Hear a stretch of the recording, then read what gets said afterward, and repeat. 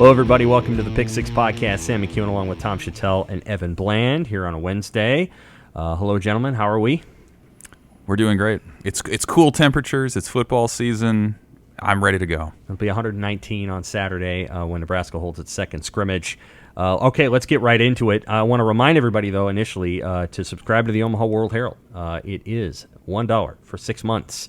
You get all of the Nebraska football season, all of the Nebraska volleyball season, 2/3 of the Nebraska basketball seasons. You get the first week of Jordy Ball pitching for the Nebraska softball team. You get a little bit of Creighton if you're a Jaysker, and we know that there are Jayskers who listen to this show. Go to www.omaha.com/subscribe to get 6 months of the Omaha World-Herald for $1. All right, let's get into it. So Nebraska football is right in the middle of the dog days of summer. You can tell that it's dragging on them a little bit.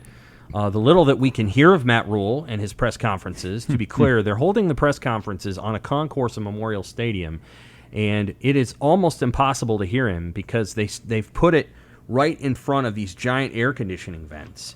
And so, like, the audio that people hear when they watch videos is not what we're hearing. They're getting the multi-box audio. We're getting... So it's not always easy to hear him. But from what we've been able to hear, I think he feels pretty good about the team, but maybe not. Maybe a little frustrated in a couple of areas, and inevitably one of those areas is their pass catchers.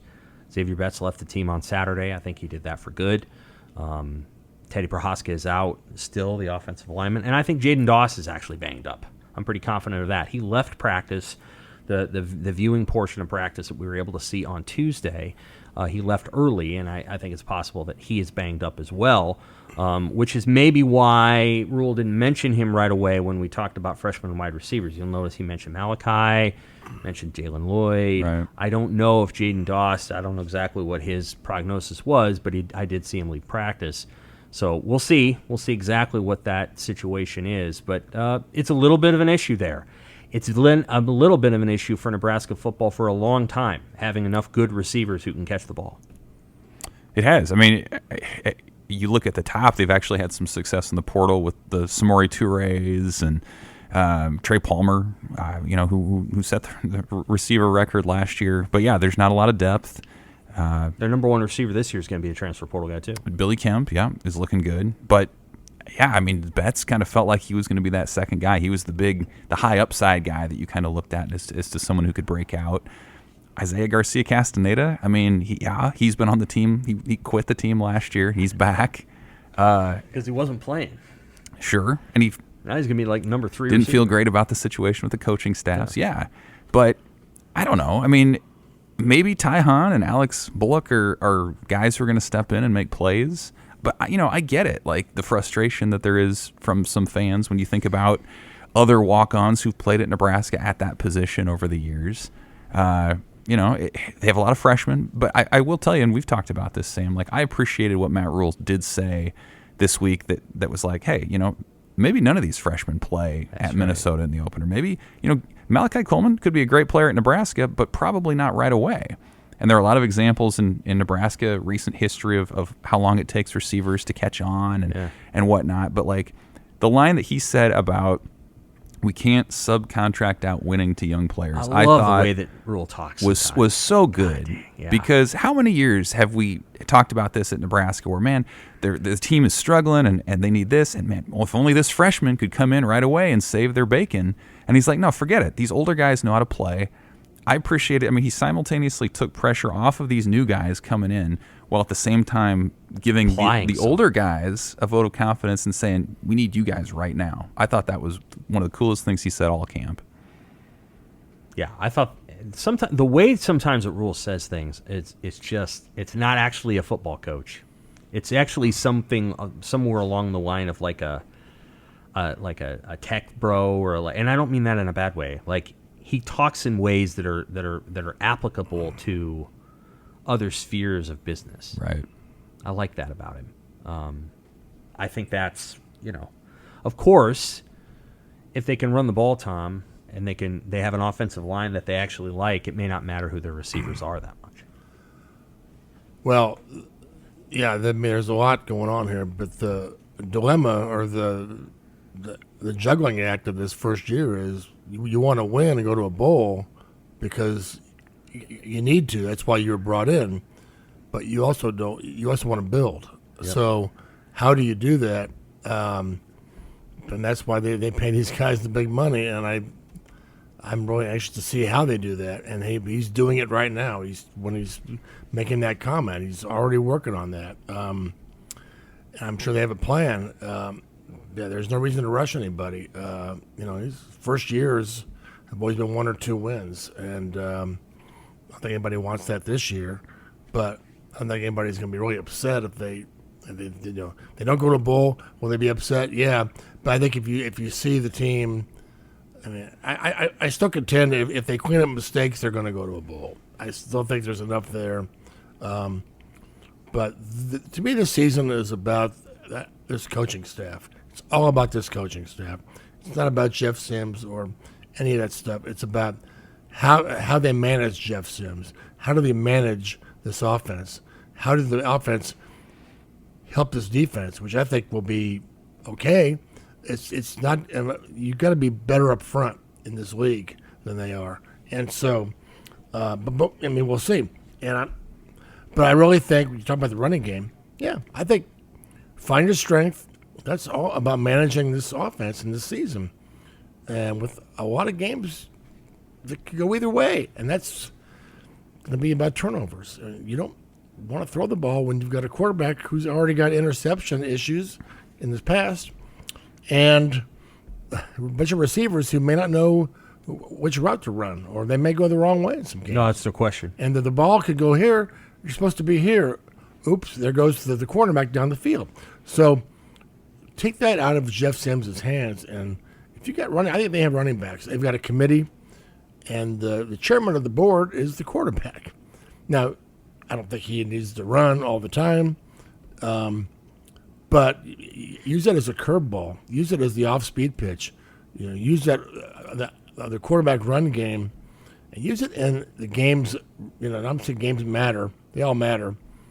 But there are certain, you go look at the schedule, and you can see certain games where you don't necessarily have to run the quarterback to win this game. I don't think. Might be some that you do, namely Colorado, or the first one, Minnesota. You just look down the schedule and go, okay, here's where you're going to need a little extra to win this game. So I think managing this offense, but really, this is what Satterfield had promised everybody, right? We're going to run it. We're going to have fullback. They've got tight ends. That goes with it's a classic running offense with tight ends, play action to the tight ends.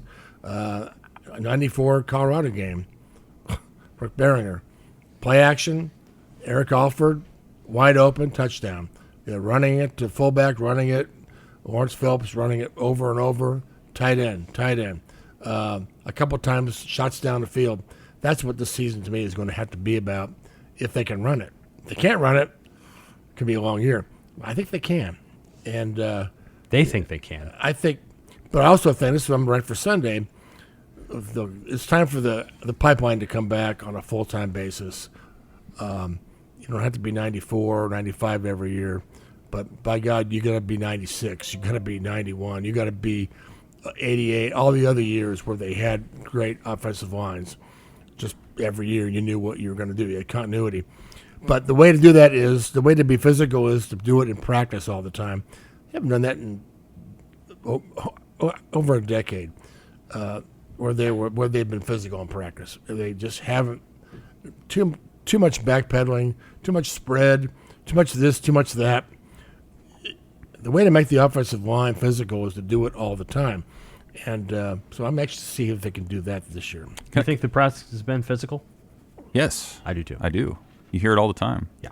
I want to ask you guys something too. You guys have both covered multiple coaching changes at Nebraska. And you mentioned it, Tom, this idea of they want to build for the long term without sacrificing whatever this season could be.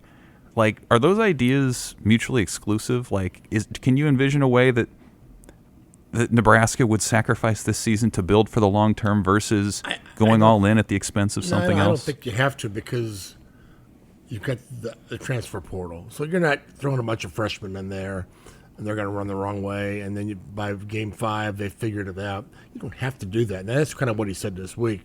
You've got guys who have played before. Kemp has played before, right? Mm-hmm. So is Sims. So the running backs have played before. Offensive lineman, the center, Scott. I mean, that's a great get for them. It really is. A center is the most important position on the offensive line, and to have a veteran guy who's done it is very important. So, no, you don't have to do that. See, I see this thing. Schedule comes in sections, and after they play Illinois, could they beat Illinois? I don't know. I'm not that smart, but I'm not going to pick it. But could they do it? I don't think Illinois is invincible, and they have to replace their people too. But after Illinois, they have a bye week, and then you go Northwestern, Purdue, at Michigan State, Maryland. That's a 4-game swing after a bye week. You can make a lot of hay there, but you got to go do it. It won't be easy to go to Lansing and win, but you can do it. Can you beat Maryland at home? Again, Maryland's good, but it's home. If Nebraska's any good, that's the one you can win. And then suddenly you're talking about that bowl game. And by that time, the freshmen, he's talking about Coleman, all these guys should be ready. So it sets up well for that. You just got to get through these first 2 weeks. If you go 0-2, I'm anxious to see how the coach responds to us, to the players. You might lose a game. What happens? Is there panic? No, you can't be panic. It's just everybody's wearing a hard hat. You're trying to build. But I'm anxious to see how they respond to any kind of a thing like that. So, yeah, we talked about the first 2 games. Important to, I think, get a split if you're going to go to a bowl. But if you don't, there's a lot of season left, and the mentality has to be, we want to win. We're going to do everything we can to win now, but this is still a overall bigger picture. You have to take the view from the top. Always, everything's fine. Just keep getting better and better. So, since 2018, Maryland is 3-15 in November. So, 2 of those wins are over Rutgers. Right. Nebraska's not much better in November since 2018. However, the point being that that's a game that when you stand back and look at it from August 16th, you're thinking, well, Maryland's a better team. They might actually be a better team. I don't think they're going to beat Nebraska unless Nebraska plays poorly. So the question, I think Tom is right about this, is do you have to sacrifice it? And the reality is, I think it's important to win this year because the schedule lines up that way. If they had the 2021 schedule, I don't know that I would feel that way.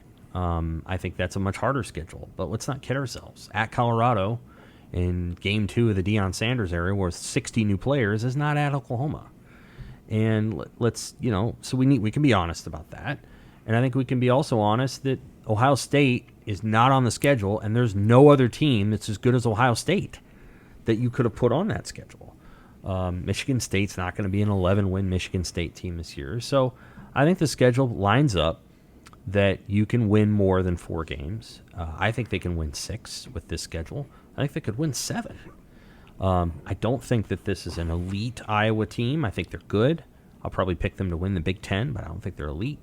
And I don't think Wisconsin, this is anywhere near one of the great Wisconsin Big Ten teams. West. Yeah, it's just... Yeah. So it's not great. So I would say that you don't have to sacrifice a lot in order to do good right now. I don't think they're going to. Back to the point about the walk-on wide receivers, you're always hoping that one of those guys is going to be Todd Peterson, right? He was probably the best of the walk-ons if you go back 20 years. You're like, who is the best walk-on receiver that they've had? And you probably go Todd Peterson right off the bat.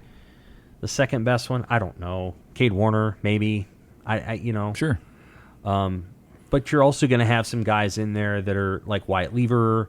Wyatt was fine. I'm not trying to disparage anybody by contrasting them to Todd Peterson. But there's some Wyatt Levers and some Sam Birches, and there's some other guys in there. We don't know what Alex Bullock and Ty Hahn are going to be, but there's been more of those guys than there has been of Todd Peterson. But it takes a quarterback, and it does. Todd Peterson loved him in 2008. And but he had Joe Gans. Joe did. Gans was one of the more underrated quarterbacks in Nebraska history for that season. And Todd had Zach Taylor before that. Exactly, right. But I just feel like he and Swift that year, they just had something going. They did. And it didn't happen early. But, everything you said is correct, but I just feel like we can't assume Nebraska's going to win because they don't know how to win. So they have to learn how to win, and that, to me, is what the season's all about, too. It's about the coaching staff dragging this group of guys who don't know how to win with some guys from other programs who have probably won a little bit but not a lot across the finish line 6 times. So, all these things are you say are true, but we can't give Nebraska too much credit because they don't know how to win. They've never done it. So, I just feel like the Iowa game last year, boy, that was a different feel. That team had kind of been building to that.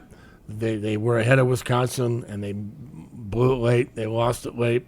But Minnesota, they could have had that one. There's so many coulda, shouldas, and then they finally do it. I wonder how much carryover from that with this new staff beating into them. You're good enough. Now go do it. Stop making mistakes. You know how to. This is how you do it. And this red zone thing is another thing, Sam. You wrote about. That's so important. I just love the quotes this year. I was on a Matt Schick's show this morning.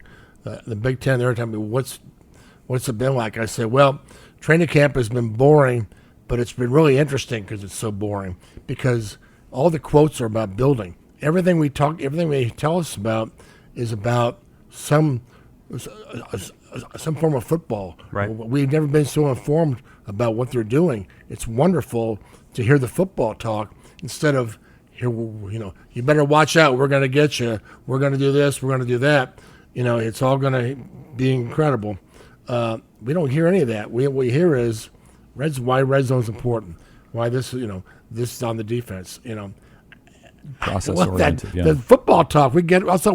So it's been very boring and very basic, but it's been really good in that way.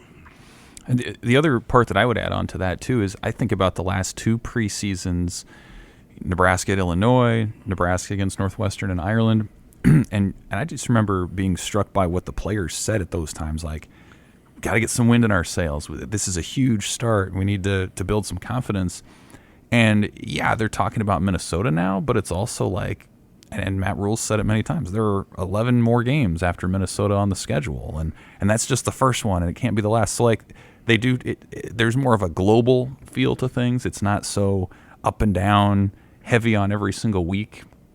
And I think what you're seeing with the football talk is it's about the process and not the result. It's not, hey, I hope we win this one. It's these are the things we have to do. And also, when he talks about Minnesota, I kind of believe him. Maybe I want to believe him, but he gives him credit. It's like, this is grown man football. These guys are good. These guys are going to be ready. We know. Whereas I think in the past, it was just kind of like, it was all kind of like a token nod to, okay, of course, Frost would never give Fleck any credit. That's right. So I feel like this is a different thing where, and I'll never compare this to Osborne, but the Nebraska way was always, hey, this is a big game, man. These guys are good. You say that about Iowa, about the lowest team in the Big 8. Oh, God. So, but I feel like it is genuine. I feel like Minnesota can't do it. Nebraska's defensive line better be ready. Yeah, I for sure, the idea that they're messaging sort of I think they have a good message. I think it lasts 2 games. I think if you lose the first 2 games, you're in a reset the season mode, and you're in a you better win. Like you can't let that thing slide into multiple games after the first 2. If you win the first 2 games, I think you have an opportunity to be a real house on fire. If you win the first 2 and then you win next 2, you play Michigan and you're probably ranked. And it would be an astronomical moment. There is something to be said for proof of success. And I think they're trying really hard to prepare for Minnesota in a way that gives them a chance to win the game. They've had a hard time beating Minnesota in recent years. Last year they started the game the right way, but they didn't finish it the right way. In previous years, they started the game horribly against Minnesota multiple times in 2021, in 2020, in 2019. They started the games as bad as possible. So I think they're really trying to lock in on how they can make success seem normal. And also, they're trying to get the team to think about a 4-quarter structure of how do you win a game so that what you're doing in the first quarter, while important, doesn't necessarily dictate you winning and losing. Those things happen in the fourth quarter. And I think for sure they've tried really hard. I don't know how it's going to go. I think the offense is a real question mark for me. I think Jess Sims is a real question mark for me. He's not a question mark in his athletic ability. He's not a question mark in his ability to make plays. He's a question mark in, is he going to give the ball up 2 times a game? And I think, the best predictor for future behavior is past, and he's done that for 31 and 41 games. It's not a good number. No. And so he's going to have to show that he's capable of avoiding those mistakes. But I think the first 2 games are enormously important. Of course they are. And of course they would be if they were playing Northern Illinois and Louisiana Tech. But you can't, there's no easy way to make a bunch of mistakes and beat Minnesota. Whereas you can make a bunch of mistakes and beat Louisiana Tech by 3. And, and for what it's worth, I think Colorado's not going to be very good in that second game. Louisiana Tech and Northern Illinois, I don't know how much people know about those teams. I mean, they were atrocious defensively last year. They were. Nebraska should. Northern Illinois is going to be a weird team because if their quarterback's back, they can score. It'd be okay. Their defense was bad. Louisiana Tech has a quarterback, the Boise State transfer, Hank Bachmeier. But I think Georgia Southern's better than either of those teams. I think so. Georgia Southern was not that good. That was a poorly coached game by the defensive staff that day that inexplicably allowed. Anyway, it doesn't make any difference now.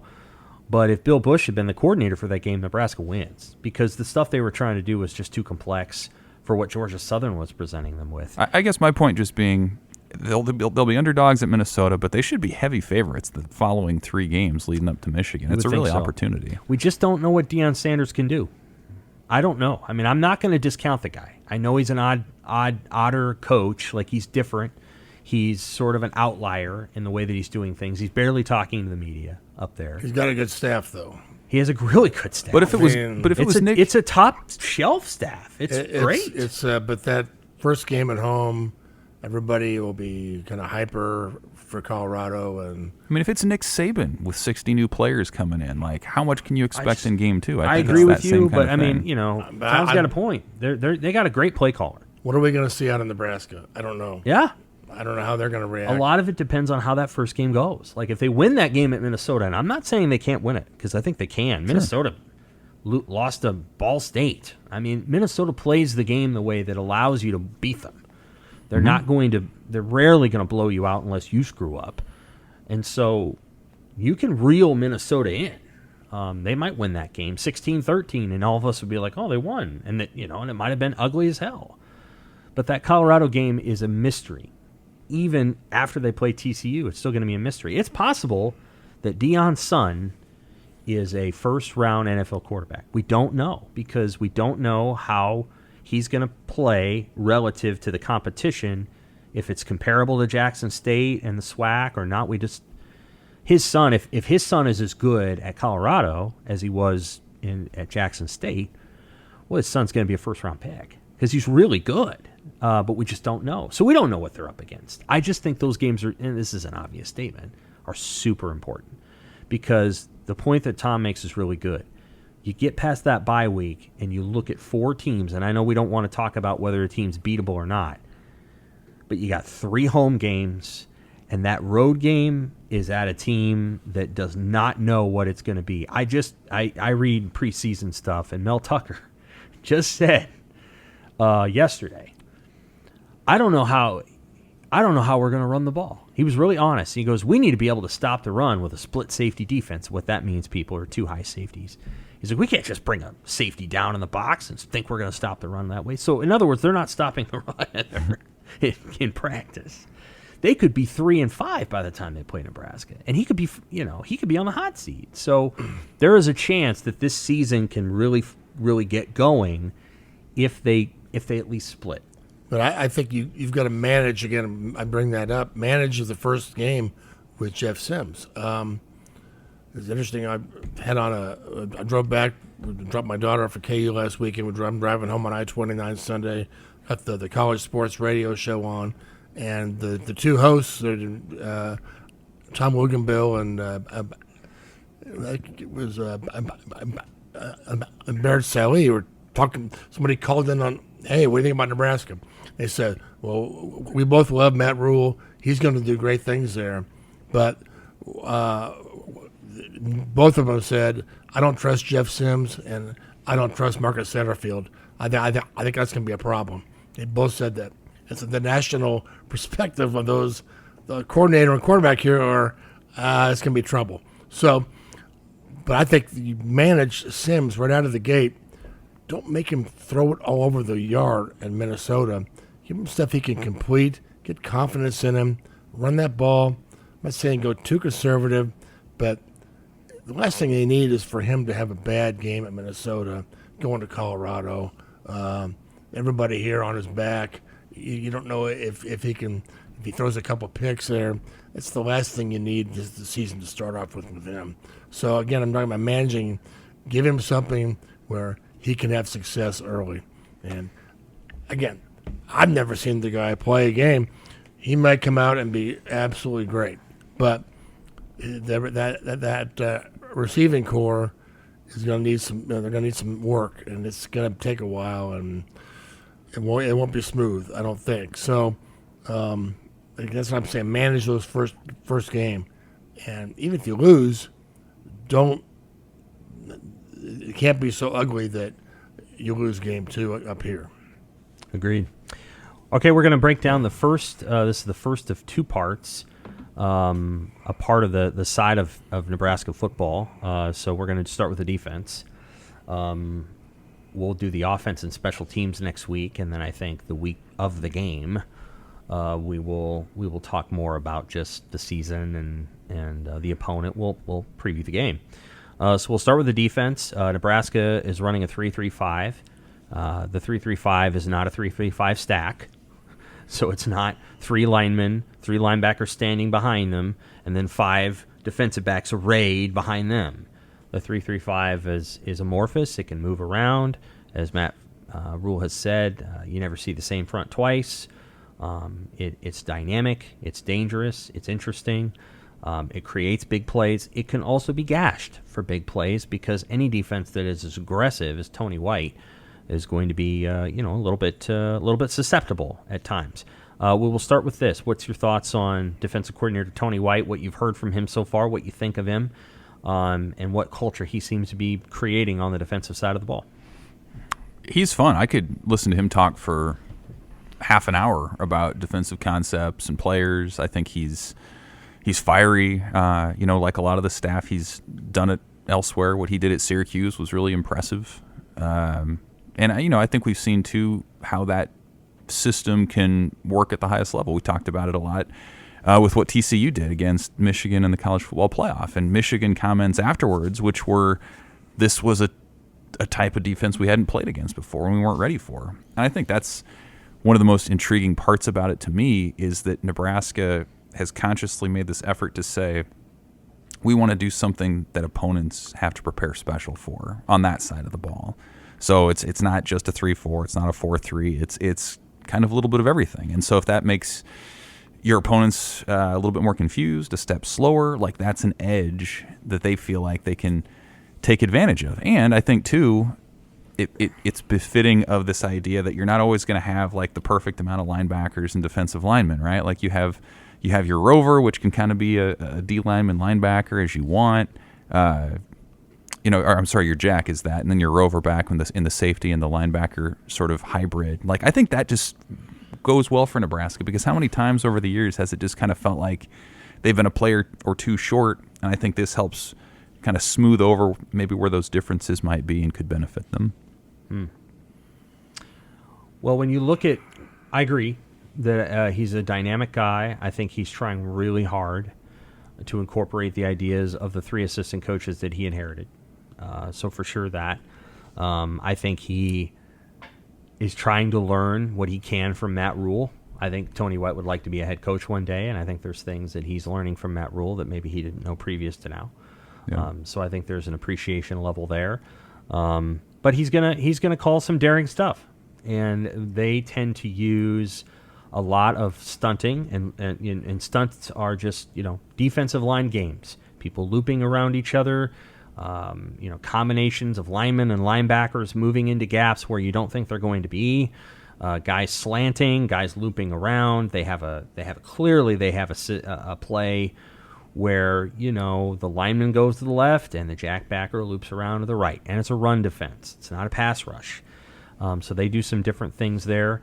I like the scheme. I've watched a number of Syracuse's games now. They do a lot of different things.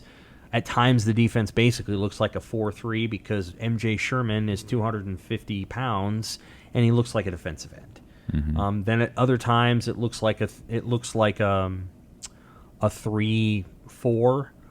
What I'll say it doesn't look like is what Wisconsin and later Nebraska to some degree was running, which is what I would describe as either a 2-4-5 or a 2-5-4. Where Wisconsin was having two defensive linemen in the middle of the field, flanked by what we were calling edge rushers, Caleb Tanner, Garrett Nelson. Nebraska was doing the same thing, where they had a four-man front with two of the guys were edge rushers, two linebackers behind it, a nickel, and then two safeties and two corners. You can call that a 2-4-5. You can call it a 2-5-4. But Eric Chenander was taking some cues from what Wisconsin was doing. They started to blitz the inside linebackers a little bit more. They tried to bring Luke Leimer up the field the way that Wisconsin, Jim Leonard, brought his guys up the field. And so Nebraska's defense had actually morphed into this weird sort of four-man line of scrimmage thing that was really just two men, and you didn't know exactly how to handle it. And Wisconsin was a little bit more effective than Nebraska was. This defense is not that. There's almost always three defensive linemen on the field. And we'll start with the defensive line. On the defensive line, it seems clear to me that Ty Robinson, Nash Hutmaker, and Blaze Gunnarsson are your three starting linemen. I mean, they're the guys that they're first in the line. They seem to be the guys that are kind of leading that group. They're the vocal leaders when I was watching the drills yesterday.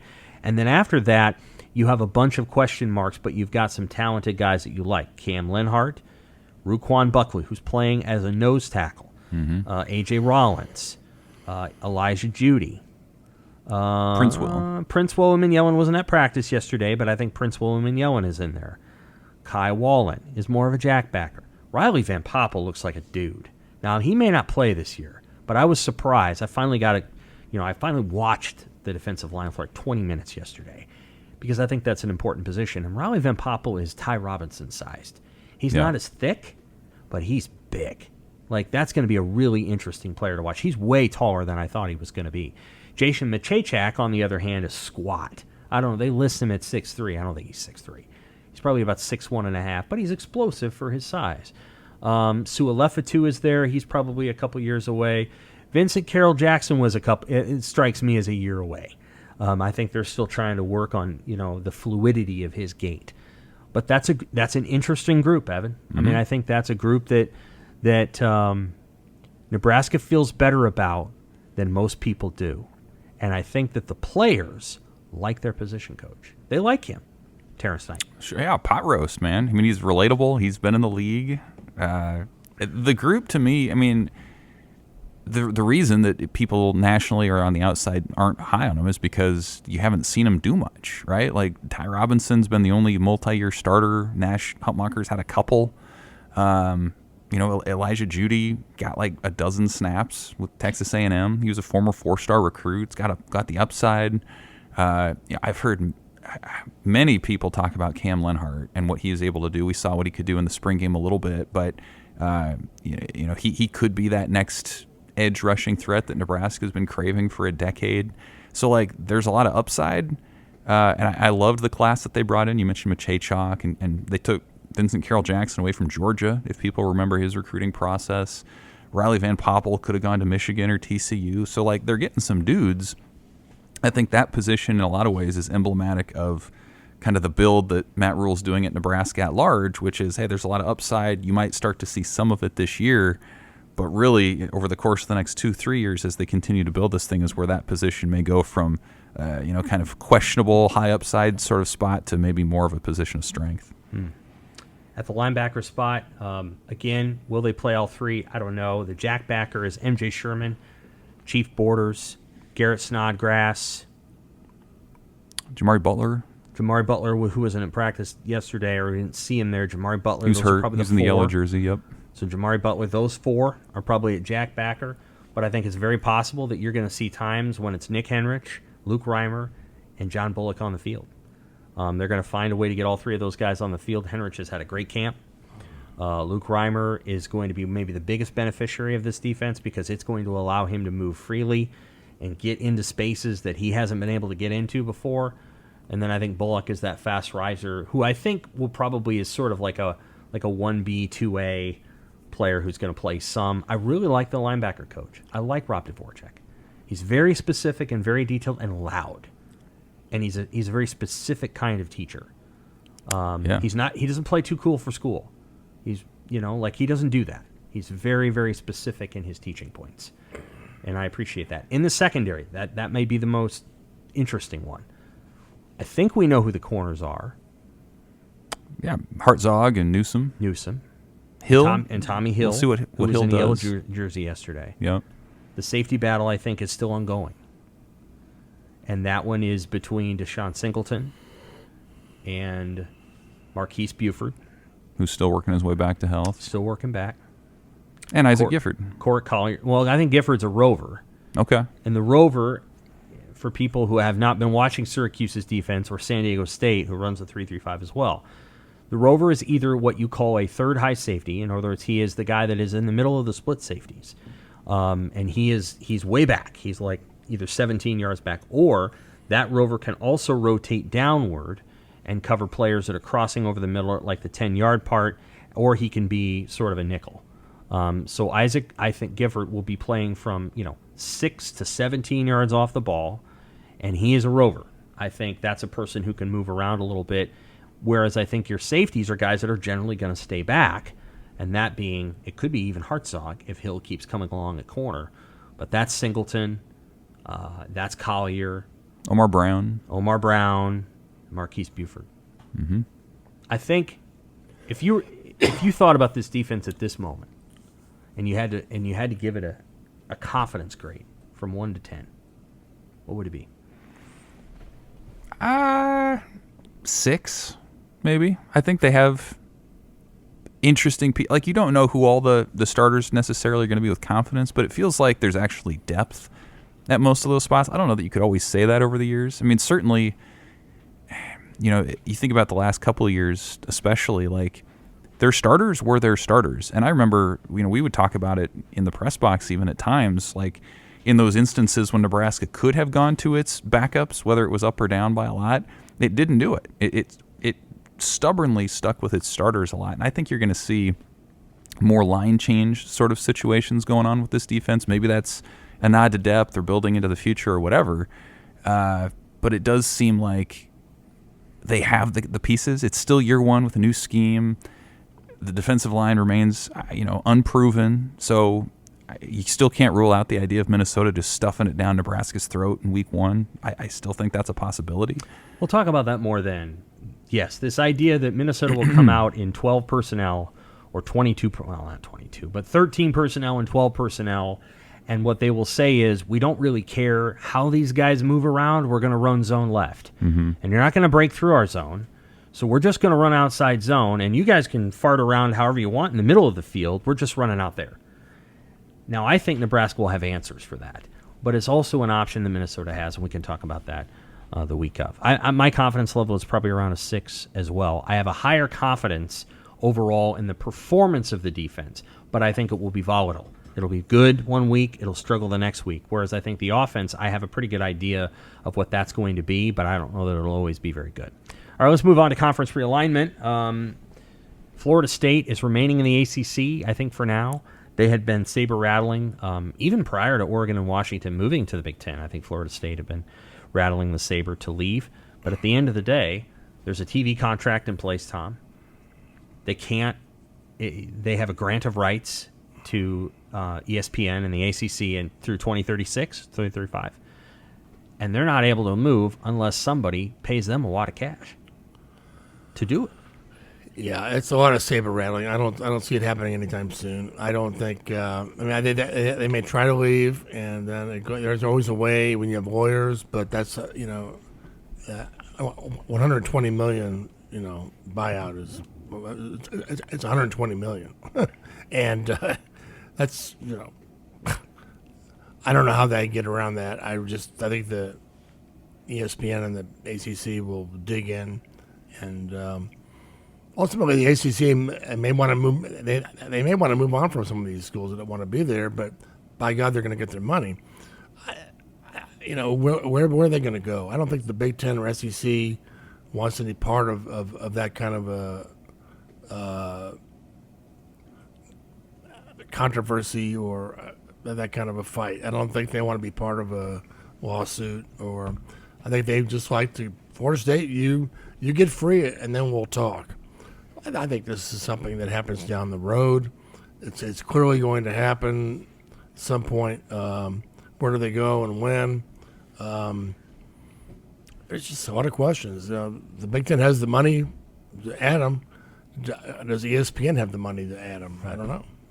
We don't know. And does the SEC? They have always fit in the SEC, but they've already got Florida, and they don't like to have two from one state. Although at some point, you have to break that rule. And I think Florida State's background, their culture, certainly fits the SEC, the profile. So does Clemson, but that doesn't mean that they can't be in the Big Ten. I just don't think. I think this is going to slow down a little bit. I think the Pac-12 was ripe to fall apart, and the Big 12 helped out there. I'm not sure the ACC is probably ripe to also fall apart, but it's a lot harder to do. Yeah, one thing I think I wonder about as we kind of work through it is it just about the TV money? Because what is a couple of, I'm not trying to be glib here, $5 to $10 million a year. I know that's not lint, but I feel like there's more at play here. And I think one of the things that's at play is Florida State University has a ton of students. They have something like 35,000 undergrads, which is much larger than Nebraska. I think they have 45,000 students overall. Humongous university. I can't think it's going to be easy for them to remain at 45,000 students year after year after year, recruiting just from the ACC footprint. I know those states are growing, but at the same time, I think you have to be a university that recruits nationally for your students. I'm not even talking about football players. I'm just talking about people who want to attend FSU and Tallahassee. As I thought through Oregon and Washington's decision, I think one of the things that I thought about was, yeah, they're going to make more money. It's not going to be a windfall for Oregon and Washington from an athletic department standpoint. But Oregon just unveiled another banner in New York City today with Bo Nix, and it's Bo Delicious, by the way. And I think Bodacious. Sorry, Bodacious, not Bo Delicious. Bodacious. And they did this with Joey Harrington. Bill Moose did this with Joey Harrington back in, I think, 01 or whatever year it was. Oregon and Washington, by proxy of being in the Big Ten, are going to be able to recruit students from the rest of the country. There's going to be a kid in Iowa that gets to see a lot more Oregon football, not only Oregon football, but University of Oregon advertisements, who's like, I want to go to the University of Oregon. Not a football player, just a kid. But that's not why they're making this decision. I think there's a dual threat there. I think that you're securing your financial future by being in the Big Ten for football. Yes. I think that helps. But dare I say this, if we went to a super conference, and I don't think you think that's going to happen, but you think there might be 2 conferences, mega conferences, right? One day? The Big Ten and the SEC? Who knows? Who knows? But let's say that in theory that day comes. Oregon was going to be in that anyway. Sure. They weren't going to be left out of that. So you make the move now, in part because, A, you're going to get a little bit more money, but B, you're going to be exposed on ABC, CBS, and NBC to the rest of the country. You're not your brand, not just the football team, but your entire university brand on those 3 networks versus being on Apple Plus.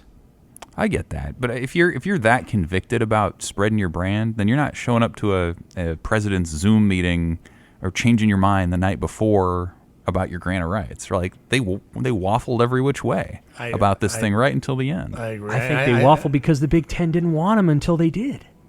Well, they didn't want him until they did because Fox ponied up more money. That's right. That's the point. Oregon and Washington wanted in the Big Ten all along. They wanted in the Big Ten.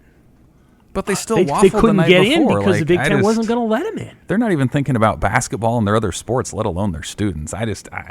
Maybe you're right. Maybe I'm not giving presidents enough credit when they're making their decisions. I don't think it's I think that it's a nice side benefit, but I don't think that's it at all. I don't think it's about athletic survival. It's about college football survival, and I don't think if there are 2 power conferences, I don't think Oregon was going to be in that at all. I think it's going to be the Big Ten. It's going to be the SEC. I don't see this giant, whatever you want to call it, top division of 40 schools. I don't think Oregon is going to be in that. Why not? Because they're Oregon. They're not a brand you have to have. I think TV threw them in there because, they didn't want them going somewhere else. Okay. They didn't want them going to the Big 12. Right. They were going to go somewhere. So, all right, I don't know if Washington. Why didn't they get them last year? They didn't want them last year. Well, why didn't they want them now? Because they were going to end up somewhere else. Right. So you got them at a discount. And who knows why TV does. But I'm just saying, I think Florida State's thing is we are a big boy football school. And we belong with the big boy football schools. Right. That's what Oklahoma athletic director told me the same thing about Oklahoma. We need to be where the action is. They dominated the Big 12. Well, why are you going to the SEC where you probably aren't going to dominate? We need to be where the action is, and the action is going to be in the SEC and the Big 10. There's going to be 2 places that have all the money and have all the access and all the stuff. And that's Florida State is. If we're going to chase national championships, and that's what we're all about, we can't do it where we're at when we're 30 or 40 million behind, or heck, right now they're almost $50 million a year behind. Indiana, come on. So that's why they're doing. They want to be with one of the 2 big boys, and I guarantee you, so does Clemson. The rest, Miami.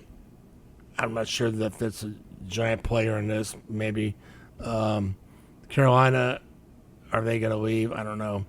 But I just think this is about college football at the highest level.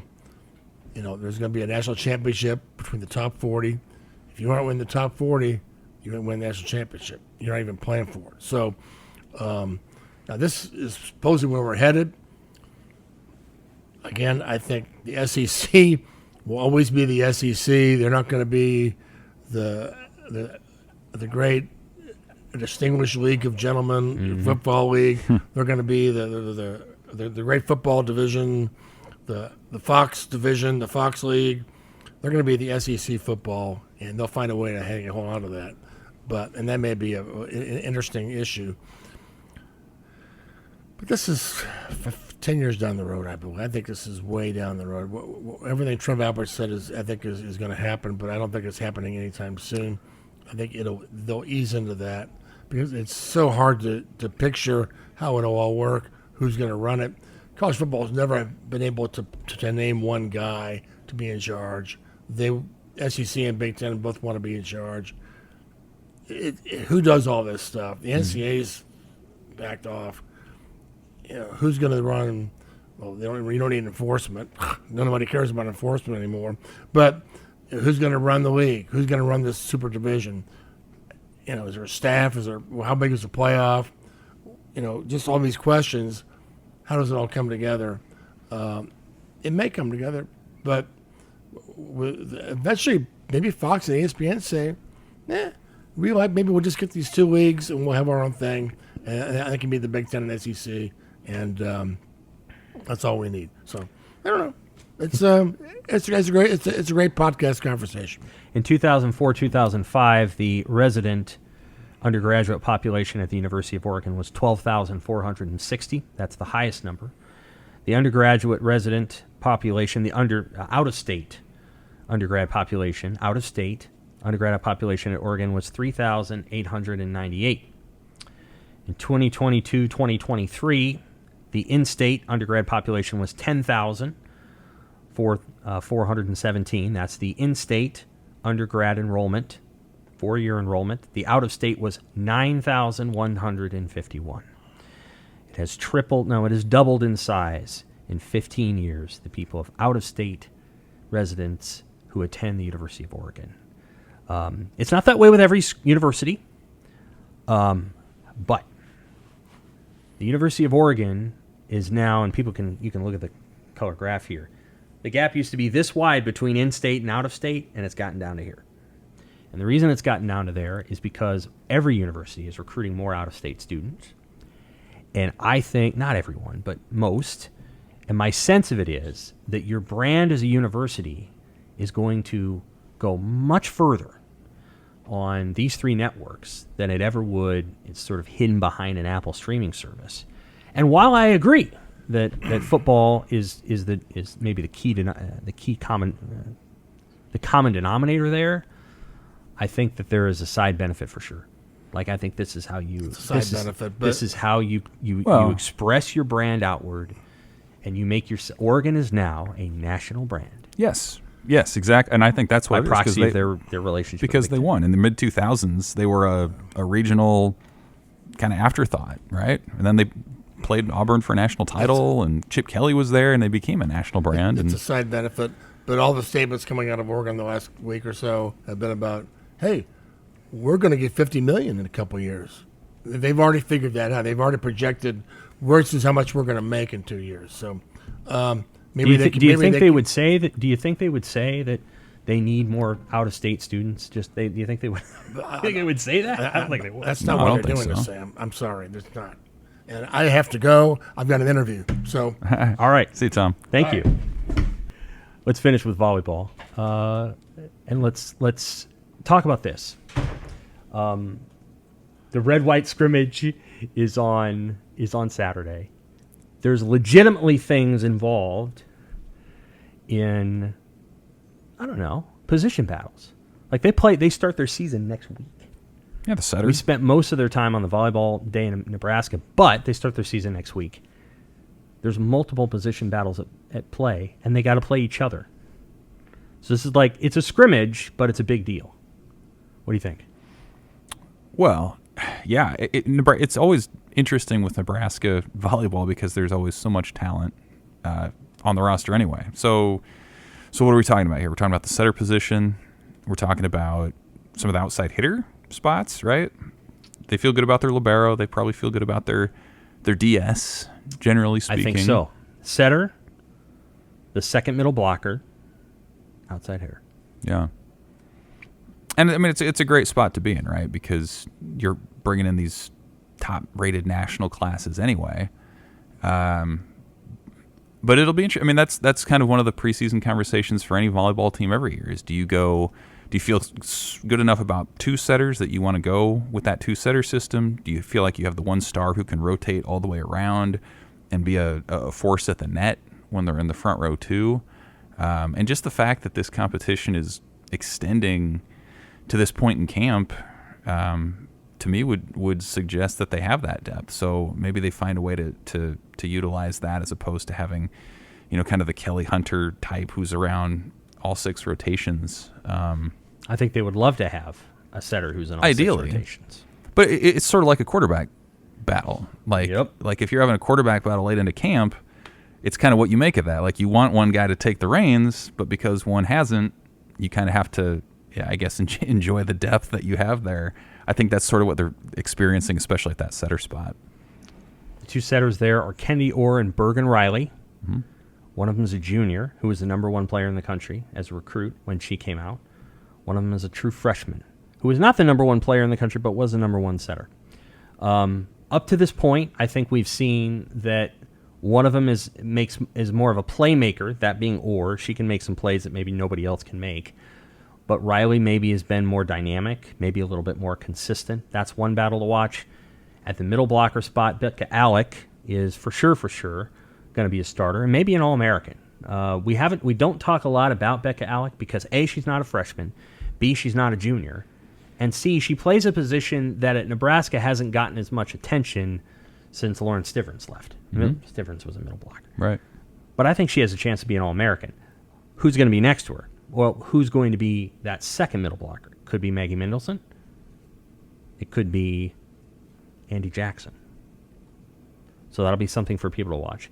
At the outside hitter position, if you have one setter, you don't generally play 4 hitters, I suppose. I guess that's the way it works. Mm-hmm. So if Merritt Beeson is on the floor for almost all of the rotations, she is the right side hitter. The outside hitter is between Lindsey Krause, Allie Batenhorst, and Harper Murray. Now, somebody's got to back up Merritt Beeson at right side hitter, and that could be Caroline Juravicius. But I think that'll be the thing that we all watch. And it could be somebody else, too.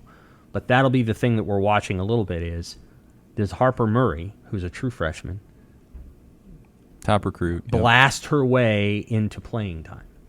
She looked good at the spring scrimmages that they had, like really good. So, yeah, maybe. And like, I feel like the conversation that we had earlier about how much do you build for the future versus what you have now, I feel like that conversation applies a lot more to the volleyball team than it does with what Matt Rule's doing in year one. Because, to your point, I mean, if you have a star freshman setter, does that person give you the best opportunity to win this month? Certainly they do in 2 years. If you bank that experience now, you're going to be better in 2 years. How do you balance that with winning right now? And I think that's always an interesting conversation when you bring in a freshman class as dynamic as the one Nebraska did, is how much do those players jump in right away? You see that a lot more in college volleyball than you do in football, for example. How much do they jump in right away versus leaning more on some older players who maybe haven't been stars necessarily in their own rights as Nebraska would view them, but have been solid players as well. Will be interesting to see what happens this weekend. I don't know that. The other thing is you can take all of these competitions basically into the second weekend because they're going to play some teams their first weekend that they're going to beat. Then they're going to play UNO in the volleyball day. And I suspect everybody's going to play that night. Like they're not going to just hold people back. They're going to do all kinds of things there. And then you got to kind of decide because they have 3 big non-conference matches: Creighton, Kentucky, and Stanford. Mm-hmm. And I think the feeling is they've got to win at least 2 of those to feel really good about having what amounts to a regional seed. And you think this is a Final Four team? Oh, yeah. I do. I think the chemistry and the culture is always good. I think the chemistry's better. I think, and I think I've talked about this before, and I could be wrong. I'm often wrong. I think the chemistry with this group is just going to be a little bit better than it was last year. Not because they had bad chemistry, but you had a lot of seniors last year. You had one senior who I don't really think thought they were going to be playing as much as they did in the role that they did, that being Nicklin Hames. You had another senior who got banged up, obviously, in Kenzie. And then you had Maddie Kubik, who, was, I think, ready to roll and had a really strong season. But it's notable to me that both she and Knuckles had no intention of coming back. And Knuckles, I think, announced that prior to getting hurt. I believe that's right. And I think it's because, hey, we're full at scholarships, and we're not looking for walk-ons. We don't need more people around to compete. I think those seniors, it was kind of obviously about their senior years. It was the number one team in the country. I think there was a little pressure there that they felt. They lost one of their best defensive players, and the setter situation did not resolve itself, right? And Stivrins was gone. Stivrins wasn't there. And so I think the last 2 years had taken a lot out of them, because they had the 2021 and then the 2021 fall season. I just think there was a level of exhaustion around the program that's not there now. I think these freshmen have come in. I think they've been a breath of fresh air. And I also think their personalities have been very propulsive. They're outgoing, they're extroverted, and I think Nebraska, I think they finally have I think they feel like they have leaders. They're young, but they have leaders. I mean, the captains this year are Alexi Rodriguez, the defensive specialist, and Merritt Beeson, who just got there. I think in 2 years' time, they'll have 4 captains. Does that make sense? It does. Because I think that's the kind of players they have down there. So, yeah, I think it's the kind of team that's going to peak late and is not going to be afraid of anything. Sounds like a standard Nebraska volleyball team. All right, that's our podcast for this week. For Evan and Tom, I'm Sam, and thanks for listening.